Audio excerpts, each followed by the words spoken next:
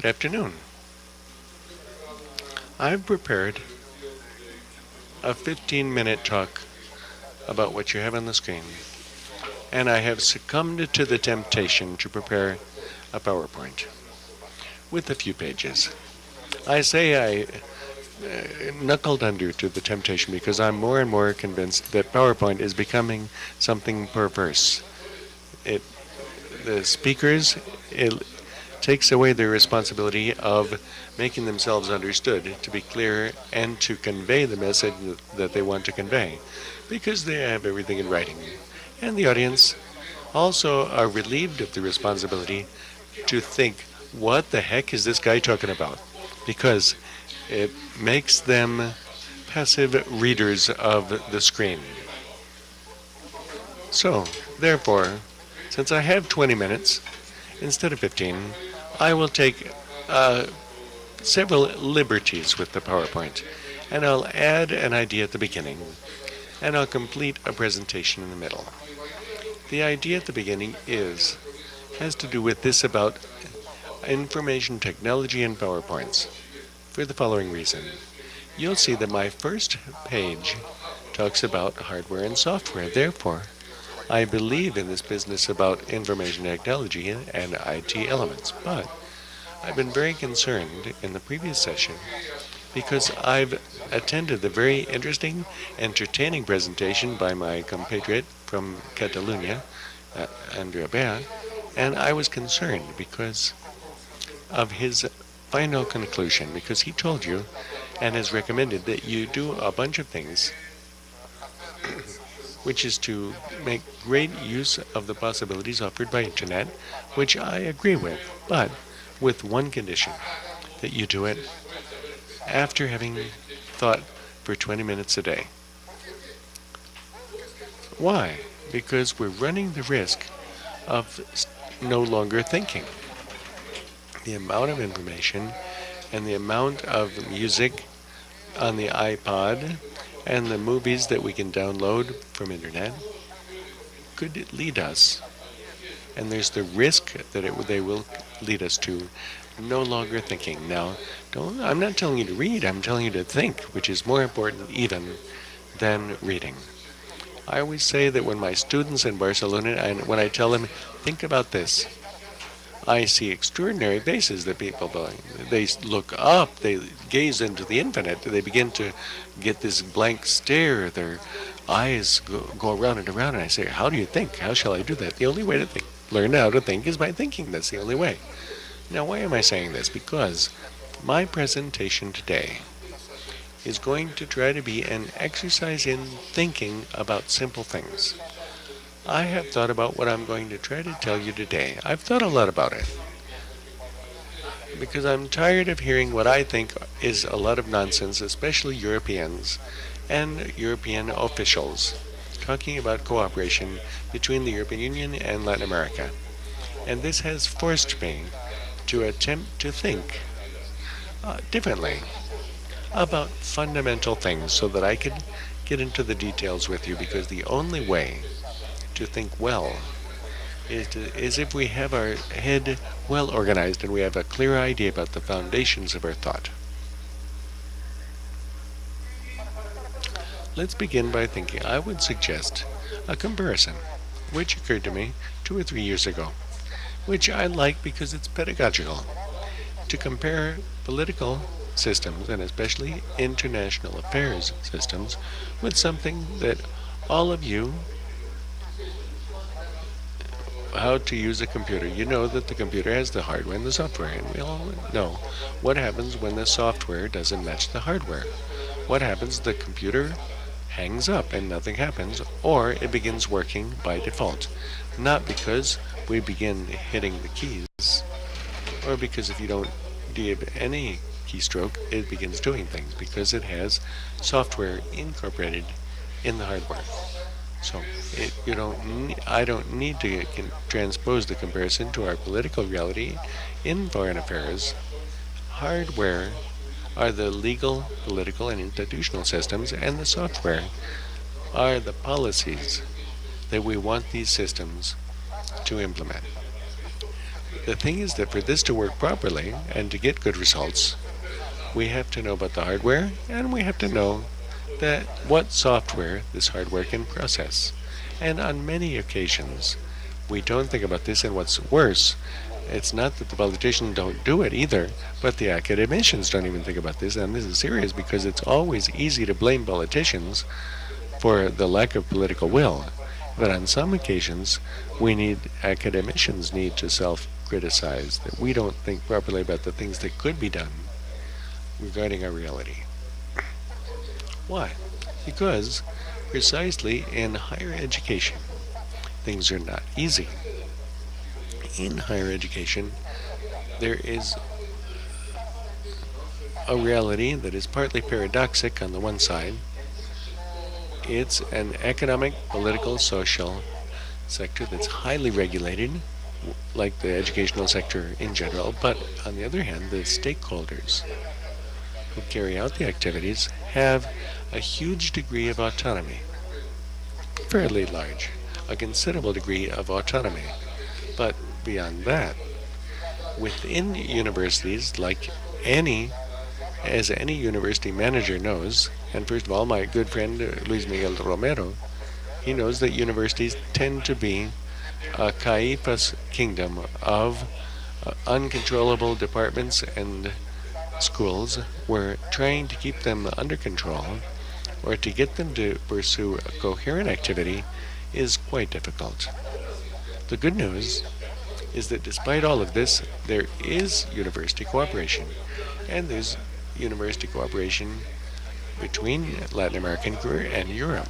Therefore, the existence shows that it exists, it's possible for it to exist, so it could be enhanced, this university cooperation. But how can we foster cooperation between those who have to cooperate within the universities themselves? To solve this question, when we talk about cooperation across the Atlantic, the first thing we have to do is what normally nobody does. That's why I'm getting back to this business about thinking and simple ideas. Because the thing is that when we talk about cooperation between the European Union and Latin America, we're talking about many different levels of cooperation, each with their own hardware, and each, therefore, with their capacity to process the software. First of all, we have the basis, which is cooperation among individual universities. This, as I was saying, is the starting point and the ending point of all cooperation policies. But there's also bilateral cooperation among countries. Argentina with Spain, Argentina with France, Germany with many countries in Latin America, Germany with Central America, where Germany is particularly active. And here we have a level of cooperation. Then there's Latin American cooperation, which I put between quotes because, quote unquote, Latin America is basically invented by people in Madrid. And Madrid invented this, and it's hard to know what they mean, because when you go to Madrid and you hear about Latin America, it means that they mean two different things. On the one hand, Latin America is what is officially called Latin America at the Latin American Summit meetings. And at the summit meetings, Latin America is a part of Latin America that speaks Spanish and Portuguese, and a couple of little countries in South America that don't even speak Portuguese or Spanish, so they're left out. And then Spain, Portugal, and Andorra, because Andorra is in Latin American cooperation. But on the other hand, often you hear about Latin America referring to all of Latin America. And this is quite dangerous because this confusion in the past, for example, has led to the intention.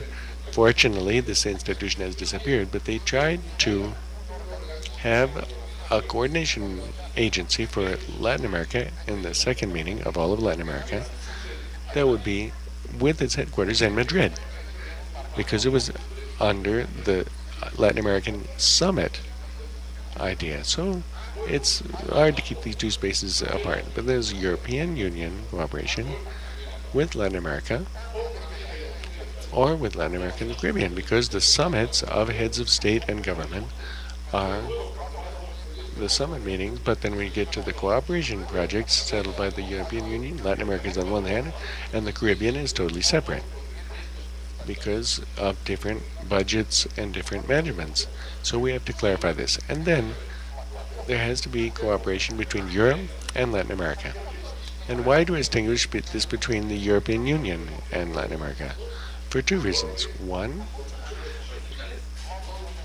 there have been many decisions that mean that the European Union is not Europe, unless you want to convince me that Tolstoy and Dostoevsky and Rachmaninoff and Einstein were Polynesians and not Europeans. As far as I know, they're Europeans, but they were Russian Europeans, and Russia is not a member of Europe.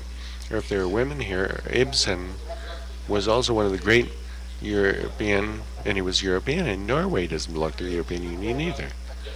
But I'll hold on to this for a couple of minutes because the Bologna process, and I put in capital letters, is not the European Union. The European Union process is linked to European integration, doubtlessly, but it's not the European Union. There isn't one line about European community law underlying the Bologna process. The Bologna process is not managed by any European institution. The Bologna process is European, with 40-some member countries, over 50 I think, the 27 from the European Union, and all the rest from the European Union. And here I'll take the second liberty with the PowerPoint, because as I haven't explained so far, I want to explain two things about the Bologna process that I think are important. First of all, the Bologna process is a process of voluntary cooperation among governments. There's not one line about community law or international law underlying the Bologna process. If I, as a Spaniard, have some sort of a right in France under this Bologna process, it's the right that I have by French law, and that's it. Full stop. So, this means that on the one hand, it shows the limitations of the Bologna process, because you'll see how could we think about a common regulatory situation when we don't have any regulatory agency in common. But it also shows that a voluntary cooperation process could have engendered a movement so powerful, so confusing as well, but so powerful as the Bologna process, which is important for Latin America, because if you know that underlying the Bologna process there is not one line of international law, then you know that from the standpoint of legal, political, institutional issues, the Bologna process can be adapted to Latin America precisely because there are no obligations. All it involves is for the governments, if they want to find a framework of cooperation, voluntary cooperation. I'm underscoring voluntary. Without these things that are so terrifying in Latin America, I know how well it is about giving up our sovereignty and those things. No, the Bologna process is voluntary cooperation. Therefore, the problem in the Europe and Latin American cooperation is the analytical and political challenge about what to do at each level. And especially with the example that I gave you before in Latin America, that confusion of spaces should not lead to sterility, because instead of creating synergies, what we create is a big mix of confusion, reticence, and misunderstandings that prevent us from continuing. And I would give you two examples that I think are enough for you to think, which is my purpose. First of all, if you want to address regulatory issues, regulatory means, for example, recognition of degrees for professional impact. It has to be the European Union, because the European Union, but they don't have any power to harmonize degrees with third-party countries. But the Bologna voluntary framework, if you want to talk about recognition of degrees, then this will fall into bilateral cooperation between regulatory agencies.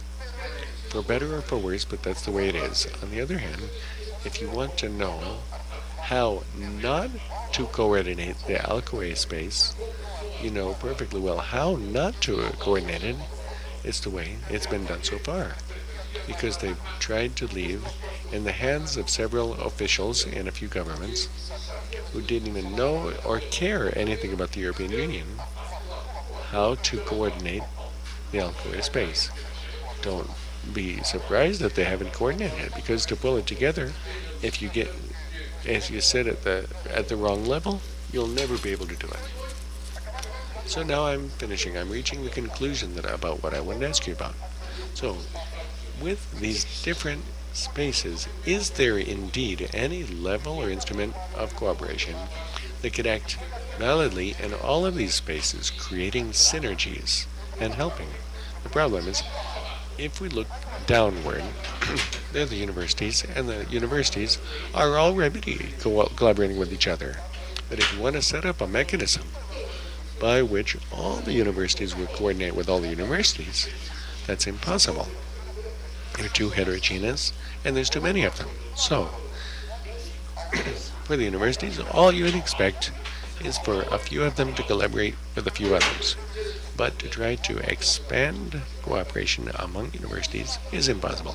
And among governments, it's possible because there's a few of them, even though there's a lot of them, there are few of them on the two sides. The first problem is that they don't want to cooperate. But they don't want to cooperate with each other within a region, not just in Latin America, but in Europe. They've had to get into voluntary cooperation to cooperate, because when they were in the framework of the European Union, there wasn't any possibility of cooperation under the Union. And from the standpoint of the transatlantic standpoint, even less. So what can we do under such circumstances? We have to put what I put an ambitiously modest solution.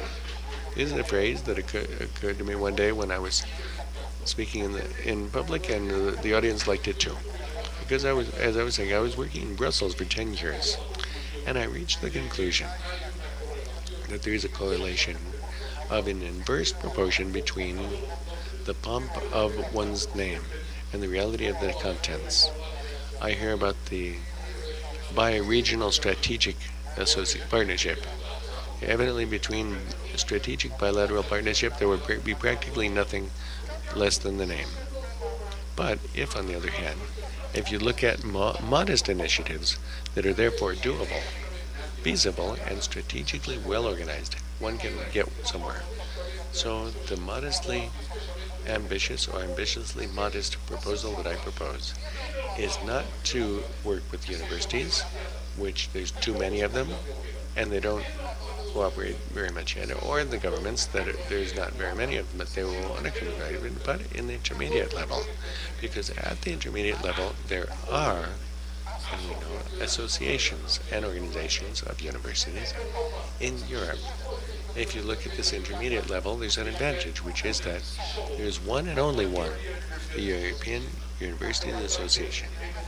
In Europe, at this intermediate level, you know what there is. And in Latin America, there isn't the equivalent, but there are assemblies of university rectors, national university, that work well. And there are regional organizations that also work well, such as the IOHE. You can take the European Universities Association on the one hand, and the associations of rectors and university on the other hand, and on that basis you can modestly but carefully try to cooperate downward and promote cooperation among governments. In any event, this ambitiously modest solution can also be extended to quality agencies that also exist in Europe and in Latin America. Therefore, the market niche, where the Observatory of Relations of Latin America and Europe and their activities of higher education, is there. The idea would be to propose the permanent creation of a platform for cooperation among organizations of universities from Europe on the one hand and Latin America on the other hand, and try to apply the same approach to the quality agencies And here Ernesto Villanueva knows about this, and I would give my idea into him, turn it over to him, and on that basis to try to do something useful.